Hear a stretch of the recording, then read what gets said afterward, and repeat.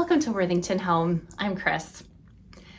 I have so much to show you today. I hardly know where to start, but I want to give you a little bit of context so it maybe makes a little bit more sense. As I've said before in my vlogs, my husband and I have been antique collectors for years and years and years and years, from way before we ever met.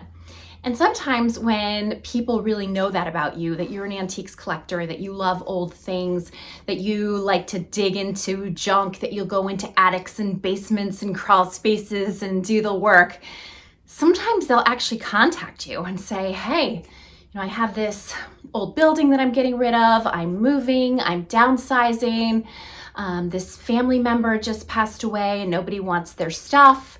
Are you interested in coming by and seeing if there's anything you want, and you can make a deal for, a whole load of stuff.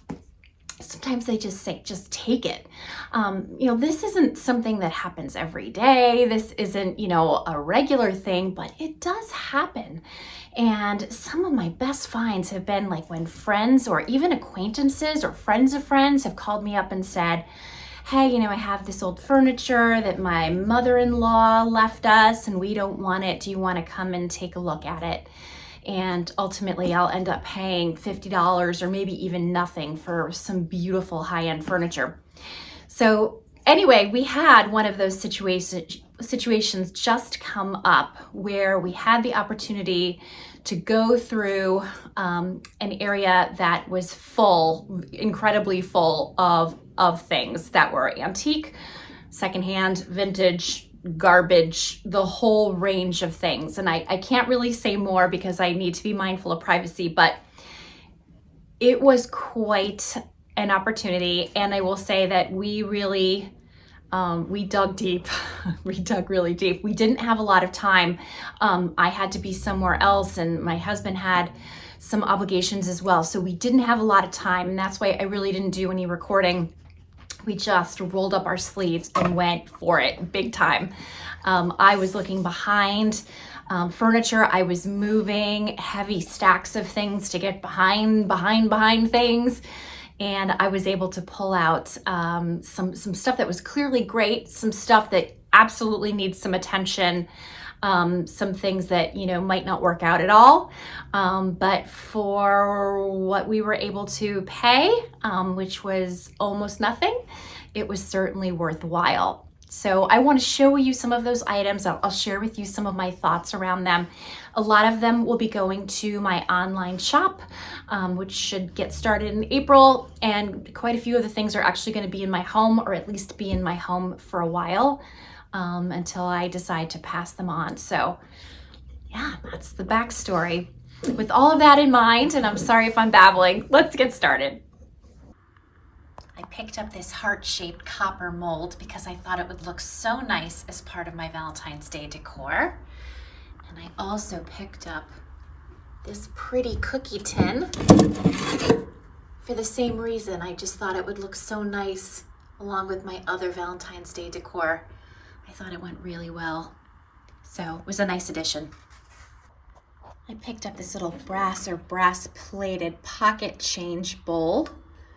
I thought it was really cute. I have some metal cleaner on the way, so I'm gonna see if I can shine this guy up and give him a new lease on life. We'll see how it goes. I had been thinking that I should look for some wooden salt and pepper shakers and a pepper mill, and fortunately I found some on my recent pick, so I didn't have to buy them. They're a little rough. I need to get some wood polish to clean them up, but really I want to use them to style and stage some other pieces, especially things that have wood tones or a mid-century modern vibe. So I think these will come in handy for that. I found this gorgeous wood platter. Absolutely love it. It's a nice size. And it's Royal Acacia or Acacia. I don't know how you say it. I know it's a great wood and very good for use in the kitchen. Genuine monkey food wood, handcrafted in the Philippines. And then it has some kind of a serial number on it. And I thought, again, this would be great. I could use this around my house, and I could also use this for some staging when I photograph items that I plan to sell in my online shop. I picked up this beautiful pitcher, which would make a lovely vase. I loved the colors in it and the details. It sort of reminds me of a seashell. And it's signed on the bottom. You can see the water droplets because I just washed it. I usually like to show you things in the exact state that I found them, but this guy was just screaming for a wash, and I knew that once I washed it, it would really give off a nice shine, and it is. So pretty. I picked up these ice skates because I thought they could really be part of a fun winter decor, and they still have the tag on them. Nagalon? I don't know, but I thought they were really sweet. I saw somebody use these in actually a winter wreath, and that sounds odd, but it was cute. And I also like them tied to an old vintage sled, and I'm sure there's lots of other ideas as well. So I'll put these away until the time is right.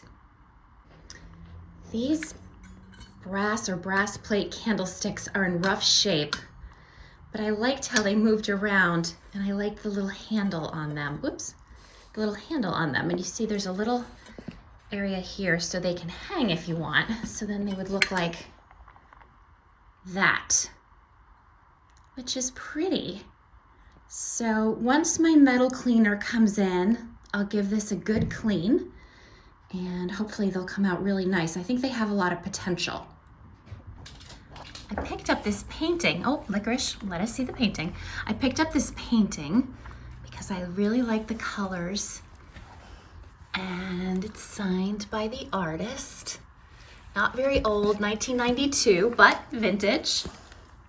And I thought it was a nice piece. So I'll do a little research on it and see what's what.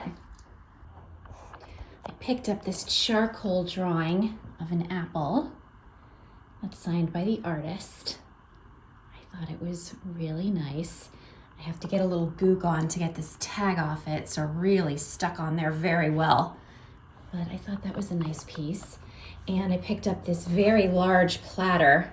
I didn't notice it has the tiniest little hairline crack, but I think it's still a nice usable piece, and I thought the decorations on it were really pretty.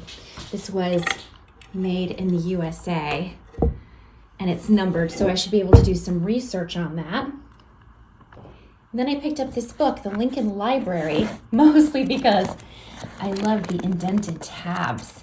It reminded me of the encyclopedias and dictionaries I grew up with. I haven't seen a book like this for some time, so yeah, this really brings me back. I picked up this magazine rack. It's in really bad shape, but I'm wondering if with some wood cleaner, I might be able to pull it together, because I think it would be really nice for storing records in. So I'll see. It might not work, but it was worth the risk.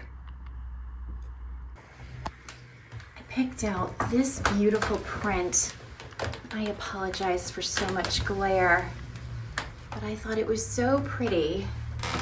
It's a reproduction of, oops, Andre Basilica, something like that. I thought the colors were really pretty next to my wallpaper. Obviously that's not what I intended, because I didn't know I was gonna find this. I had a vintage mirror that I had done a little restoration on and had planned to put here, but I think I like this better. I really wish you could see it without the glare. But I'll show you the other mirror so you can tell me which you like better, if you can kind of imagine what this is like without the glare.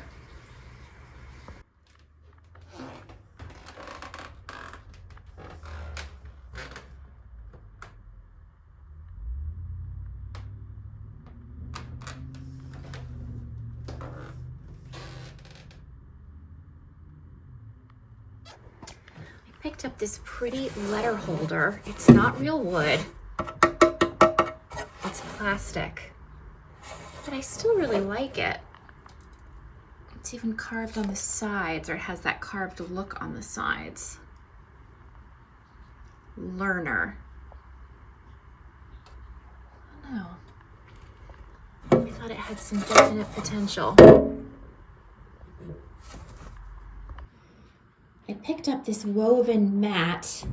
It has some discoloration and staining. I tried to soak it and scrub it. I don't dare put it in the dishwasher. But although I couldn't sell this in its current state, I may be able to still use it for some displays. I definitely like the texture and the woven details of it. So I'll have to play with that. Or Indy will. Either way. So I've moved into the basement so I can show you some of the other things I've picked up that I haven't brought into the house quite yet. So they haven't been cleaned, they haven't really been disturbed. They went right from my husband's truck, right into the basement workshop. I found this beautiful lamp with the hobnob detail. It has that look of a converted oil lamp, but I'm not sure that that's the case. It might just have been made to look that way. But I love these lamps. I have one a little bit like it, not with the hobnail detail. It's the one I have upstairs is brass, but it has the two lights in one, and it lets off so much light. So this is gonna go up into the attic so that I have a little bit of better light up there. And I think after I clean it up, it's gonna be really beautiful. I found this old picture. I don't know if it's like a lithograph or if it's a drawing. I'm not really sure. I'm looking for a signature and I don't see one, although the lighting down here is not very good. I'm sorry, I was just moving the camera around too much. But I thought it was really interesting. It's very dirty. It needs a good clean, but that was the cuckoo clock. But even the frame, I think, has some potential. This is an old advertising piece, and it's really interesting. From 1908. What does it say? We had been serving the textile industries for 10 years, where this calendar was first used by Brown and Bigelow. Odd. So maybe it was framed after the fact. That seems to be the case, but the frame is interesting. And the calendar says Sweet Genevieve. It's kind of pretty. So I thought I would see what I could do with that. My husband found this Walkman. I'm always so interested by what he picks up versus what I pick up. We both, I think, have a good eye, but we have an eye for different kinds of things. And this is really, really cool. So this is something that I think he plans to sell on eBay. He does lots of eBay sales. And I imagine this will be a hot ticket. This poor painting has some black paint spatters on it, but I think I can rub them off. It's so dirty, but it really has, again, potential. I think potential is the word of the day here. It's signed. And yes, it is rough, as are all of my finds from this particular pick, but I think I can really clean it up and give it some new life. And it also is sweet. It reminds me a little bit of my great aunts who had houses next door to each other at Lake Sunapee. And they used to host these family reunions every summer. And it was so fun as a child to play in the lake. And we would go in the canoe and we would swim and we would just have the best time. And for some reason, this really reminds me of those days. Okay, this next piece is a little bit weird. So again, we're using our imaginations. We're trying to see the potential. Let's see if you can see what I see. Is a very dusty, hand-carved, I think, mirror that's done in wood. Ooh, and here's a signature. I think it says 78, and it's Beats or Beater, something like that. And then it has a little stand at the bottom, I think for a plant or for a candle, and it is just covered in dust.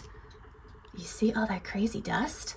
I know, a better YouTuber would have cleaned this up for you, but I really like to show things in their state that I find them in, because I think maybe that will help you if you ever find yourself in a kind of dingy place and you think, oh, that would never work for me, or I'm not gonna pick that up, or that's no good, just because it's not in great condition. It would be wonderful for you to train your eye, if you want to see some of these diamonds in the rough. Is this a diamond, or is this, not so much a diamond? I don't know. Time will tell. But I thought I'd give it a chance, and I'm glad I did. Okay, this is a bin full of interesting things. I picked up this vase. It had a lot of pretty details. It looks a little bit like lusterware. It's signed on the bottom.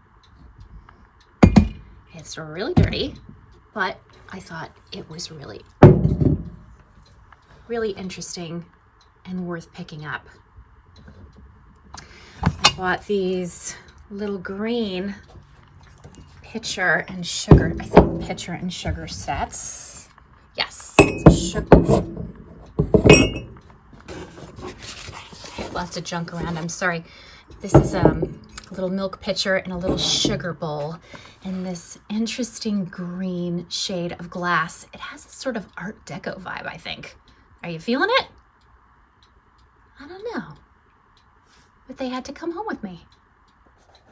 I picked up these brass eagle bookends. They're not very heavy. I mean, they have some weight to them, but a lot of these old bookends are super duper heavy, and these aren't super duper heavy, but they have some really nice details. And I thought they were fun, so I brought them home. I picked up, 4 of these. I don't know, are they bowls or platters? I'm not sure what they are. They have this wheat pattern, and on the back they say California, USA. So hopefully I can find out more about them.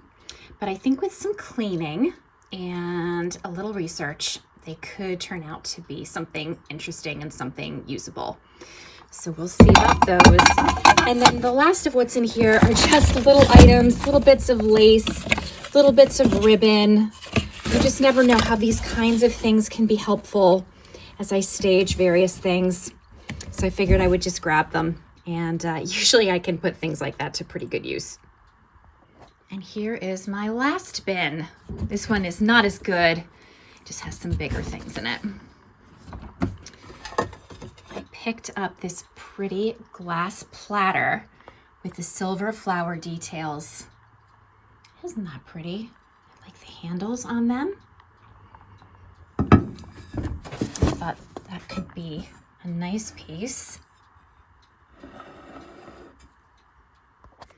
I went back and forth on this platter. I like all of the crazing. You see all those lines in it? That's crazing. And some people don't like it. They feel like it's a sign of imperfection. And some people really like it because they feel that it's a sign of age. I am of the like it camp.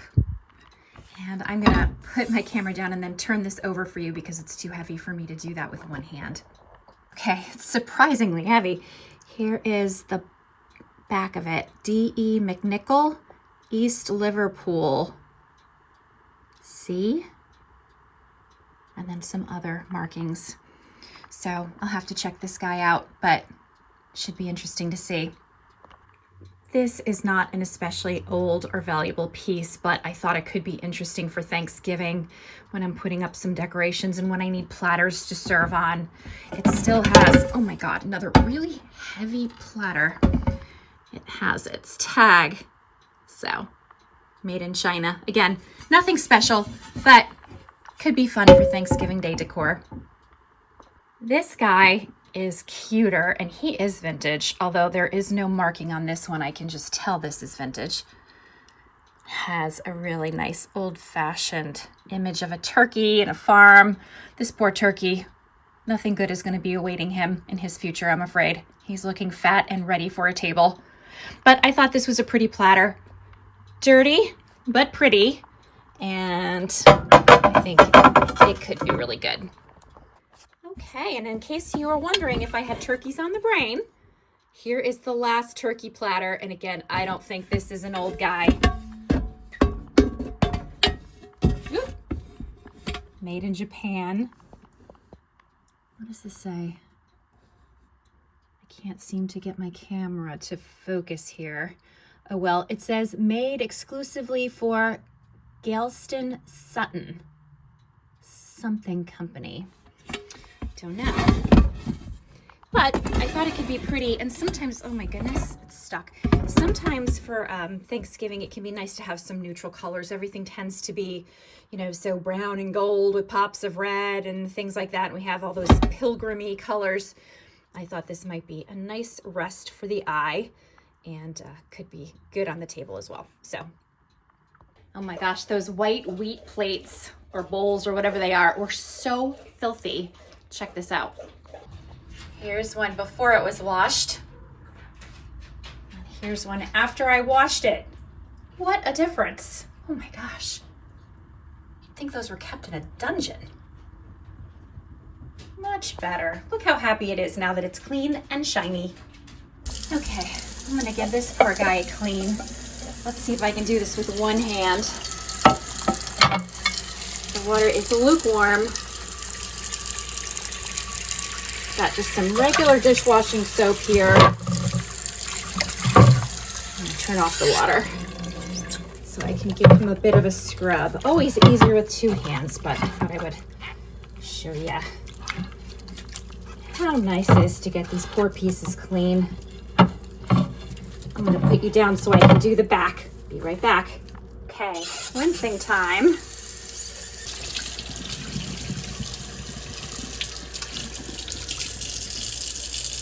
Better.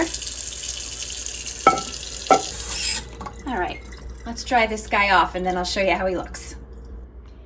So much better. All clean.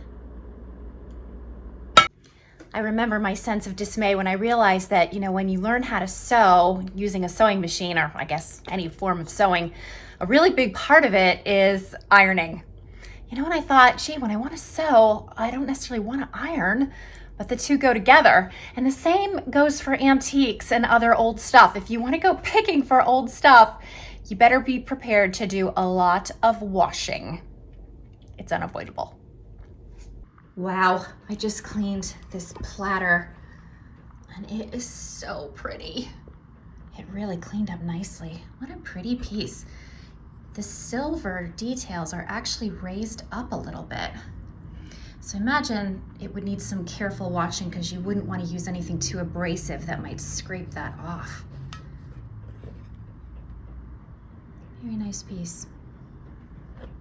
Okay, my next step is to move a lot of this stuff up to the third floor. And I just love these stairs. So I think before I do that, I will fortify myself with a little bit of Starbucks. I found that for me, one of the dangers of working from home is that sometimes I forget to leave the house for like a day or two at a time. That can't be good. So I'm doing this little Starbucks run to fortify myself for the stairs, yes. And also because I didn't leave the house at all yesterday and I'm afraid I'm going to become like crazy hermit girl. Yikes.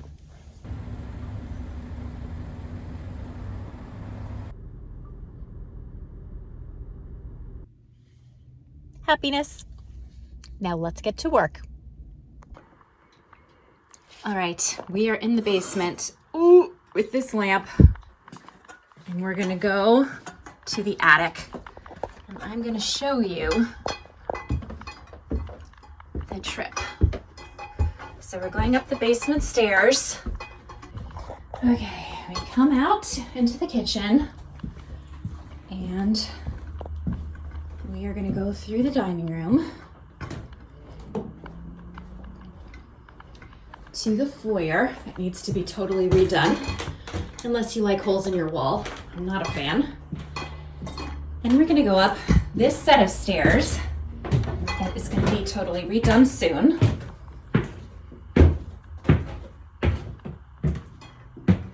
And we're gonna turn.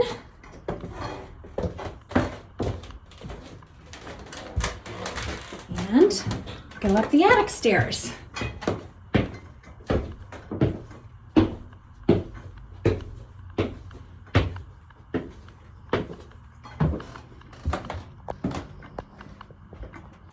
putting it down here for right now. Whew, I need to clean it and run an extension cord and make sure, you know, it works and isn't going to electrocute me.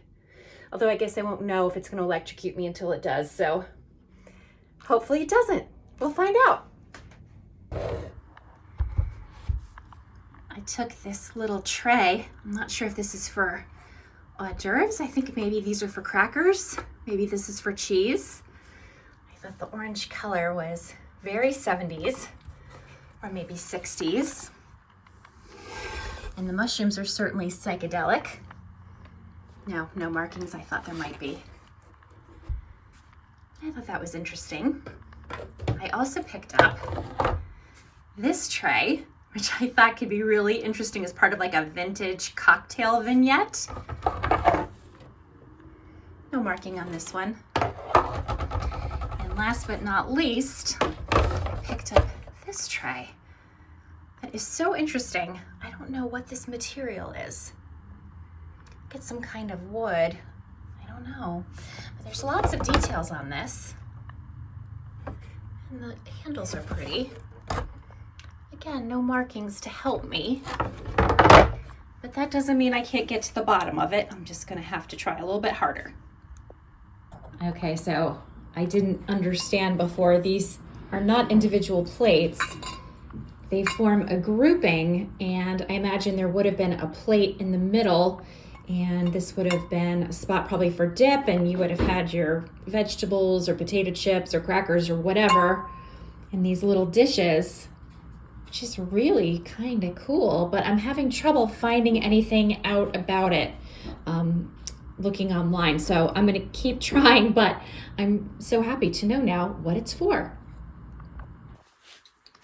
I ordered this Mr. Metal from Amazon and I followed the directions, but it really didn't give me any kind of decent result. I still had a candlestick that looked like this. It did shine up a little bit, but it didn't take away any of these markings as I hoped it would.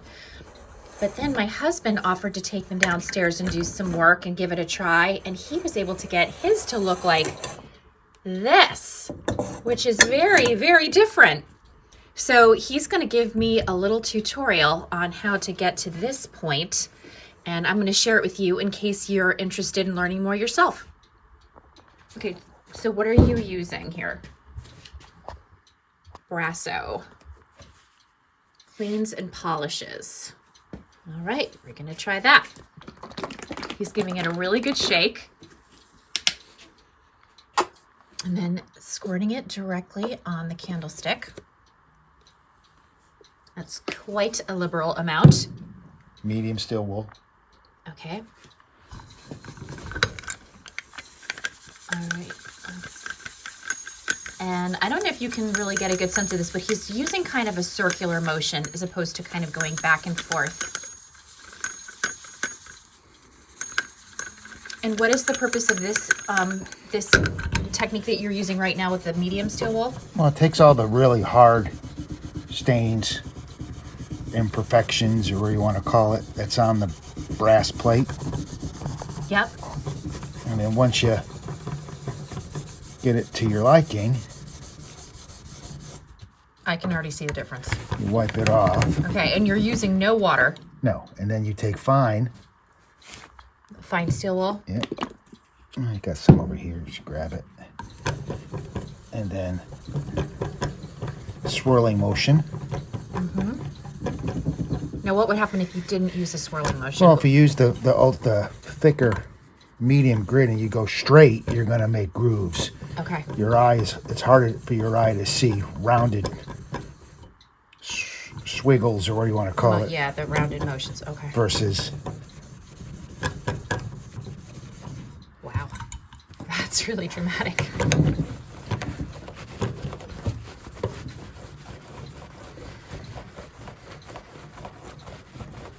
And are you sort of like buffing it out with that towel? Just getting it Wow. off. If you get paste, buffing paste, it would make it shine even more. But Okay. you can tell the difference between the two sides. Is shocking. Okay, so we'll get some buffing paste and continue the process so that we can You can see the difference. Yeah. Wow. That's awesome. Thank you for the tutorial. Yep. I am trying this using the techniques that I just watched you do. So I'm trying to do it in a swirling motion.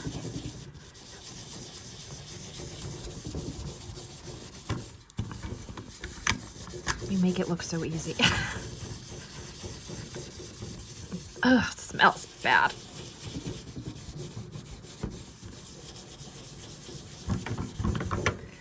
And should I be able to get these little black dots off with this? It's the quality. Oh, I see. You just gotta. It's the quality of the piece. Of the brass. Yeah. It's not real brass. It's just made in Japan. What was it? Made in China? Yeah, it's real brass, but it's brass plate. All right. I think this is good. So now, what did you do? Did you dry this part off? Take the fine. Take the fine one. Yep. And just continue to do the same thing. Okay. And that should get any of the scratches that you made with the medium somewhat out. It's not going to be perfect. Well, it doesn't have to be perfect because it's old. If it was a solid brass, really high end, you wouldn't need any steel wool. Use that with a nice, sharp, soft cloth rather. And actually, this one still has the black dots. There they go. Sorry, I interrupted you. Wow. You don't want to go too hard because you actually burn right through it, and you go to the submetal that's underneath the brass plate. Okay. There it is. Wow, that is really shocking. You know, I've said before on this vlog that I like to polish silver because it gives you that instant gratification, and this does much of the same thing. Just a little smellier. Look at that. And the brand Brasso does stainless, aluminum, bronze, brass, pewter, and chrome. Does not do silver. It does copper too. Does not do silver. It just does those listed metals. Okay, and just while you hold the phone, I just want to point out that Mr. Metal is not helpful at all. Those all metal cleaners, never had success with. Okay. Okay, he's spraying this with Pledge.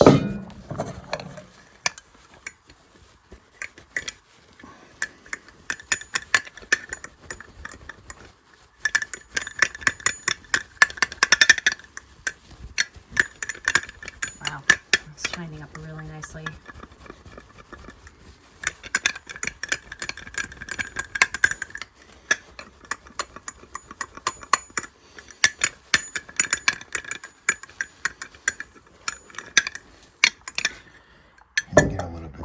Gives you a little more shine. So this one has been done and this one hasn't been done. So you can see it's a subtle difference, but it's effective.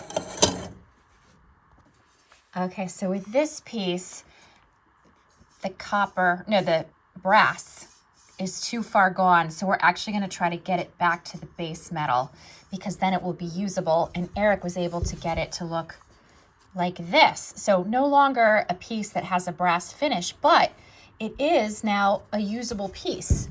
So I'm going to do the rest of this so it looks like this. Again, it is different from what it was, but still a usable, decent piece and worth the upscale.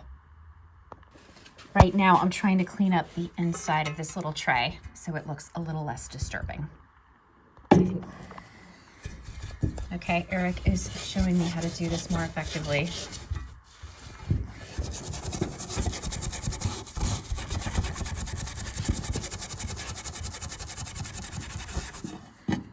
Stings. Yeah. He was saying if you have little cuts on your fingers and you get the Brasso in the cuts, it really stings. Wear gloves. Yeah. Eric always has little cuts on his fingers because he works so hard with his hands.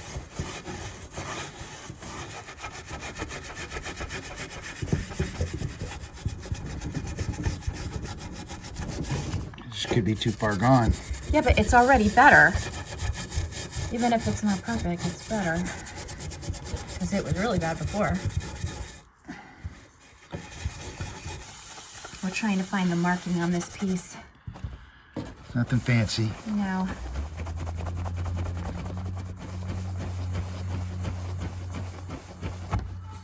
You can't tell. I got lousy eyes. I do too.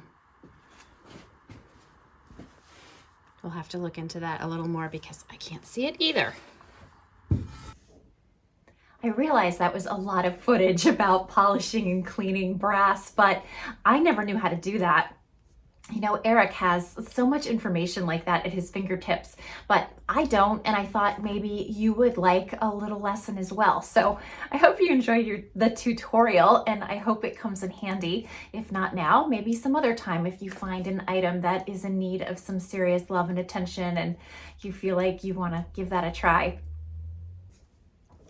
Well, I think we covered a lot of ground, and I hope you enjoyed my very large haul of picked items. It was a lot of fun to clean them up with you, and I've done some research on some things and other things are still pending. But I hope you enjoyed this video, and if you did, please hit like and subscribe, and I really hope to see you for the next one. Bye.